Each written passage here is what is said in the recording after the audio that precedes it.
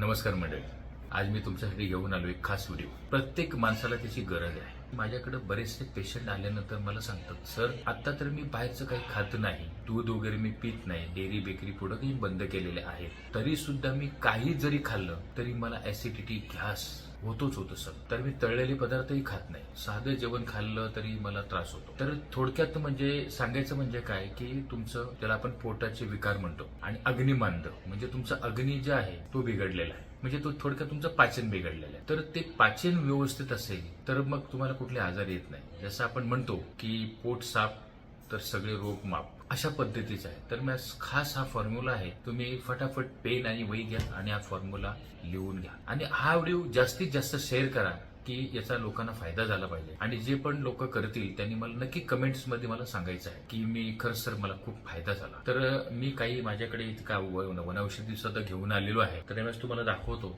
त्याच्यामध्ये आपल्याला ही सगळी वनौषधी जी आहे ती एकत्र करून आणि कशा पद्धतीने ते औषध तयार करायचं आहे त्याबद्दल तुम्हाला मी माहिती सांगणार आहे. आता पहिलं म्हणजे आपल्याकडे आहे आवळा, याला अवलकंठी म्हणतो आपण. याला बघू शकता तुम्ही जवळ, ही अवलकंठी आवळा आहे. तर या तुम्ही अखंड आवळा आणा किंवा तुम्ही घरीही बनवू शकता किंवा डायरेक्ट तुम्हाला बोरियाच्या दुकानामध्ये जे आयुर्वेदिक दुकानं असतात त्यांच्याकडे तुम्हाला सहज उपलब्ध होईल. तर साधारणतः प्रमाण तुम्हाला हे 50-50 ग्राम घ्यायचं आहे. 50 ग्राम आवळा, ज्याला अवलकंठी म्हणतो, 50 ग्राम आवळा, 50 ग्राम सोनामुखी, हे तुम्ही बघू शकता, ही सोनामुखी आहे. त्याच्यानंतर 50 ग्राम अद्रक, सुक्का अद्रक, 50 ग्राम अद्रक घेतलं. 50 ग्राम मिरी, जे काळी मिरी असतं ना ते, हे तुम्ही बघू शकता, काळी मिरी. त्याच्यानंतर 50 ग्राम पिंपळी, ही पिंपली आहे, बघू शकता, ही सहज उपलब्ध होते आयुर्वेदिक मेडिकल मध्ये. त्याच्यानंतर धने, धने तर सगळ्यांना माहिती आहे, धने 50 ग्राम आणि बडीशोप 50 ग्राम आणि 50 ग्राम जिरे. हे जिरे तर आपल्याला सगळ्यांना माहिती आहे, हे जिरे जे आपल्या घरात नेहमी ठेवलेलं असतं, ते 50 ग्राम आणि 50 ग्राम गुलाबाच्या कळी, सुकवलेली गुलाबाची फुलं आहे, गुलाब कळी 50 ग्राम. त्याच्यानंतर 50 ग्राम तुम्हाला संदैव घ्यायचं आहे. मी अखंड आणलाय खास दाखवायला संदैव. आणि 50 ग्राम तुम्हाला घ्यायचं आहे पादेलोन म्हणजे काळं मीठ. हे सगळ्या एकत्र कुटून तुम्हाला याची पावडर करायची आणि पावडर तयार झाली की ही पावडर तुम्हाला लिंबाच्या रसामध्ये, म्हणजे आपलं लिंब आणून त्याचा रस काढायचा ना, ज्याप्रमाणे आपण पीठ मळतो त्याप्रमाणे पावडरमध्ये लिंबाचा रस टाकायचा. लिंबाच्या रसामध्ये त्याला पूर्ण मिक्स करून त्याच्या गोळ्या तयार करायच्या. साधारणतः गोळ्या किती तयार करायच्या, ती सगळी कुठून एकत्र पावडर करायची.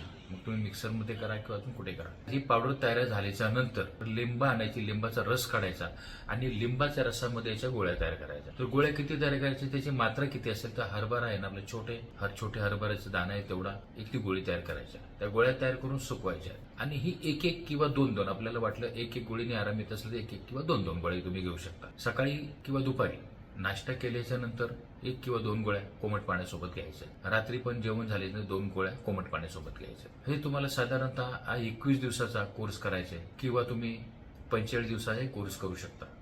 ज्यांना जास्त त्रास आहे त्यांनी 90 दिवसाचा कोर्स केला तरी चालेल. याच्यात त्यांचं पाचन चांगलं होईल, त्यांचं करपट डेकर येतात ते कमी होतील, ऍसिडिटी कमी होईल, गॅसेस कमी होतील, कॉन्स्टिपेशन कमी होईल आणि पोटाचे आपण खाल्ल्यानंतर बघा जडपणा येतो, पोट असं हलकं वाटत नाही, ते सगळं त्याच्याने दूर होईल, पोटाचे विकार दूर होईल. हे नक्की करा आणि मला नक्की सांगा. चॅनलला सबस्क्राईब करा. धन्यवाद.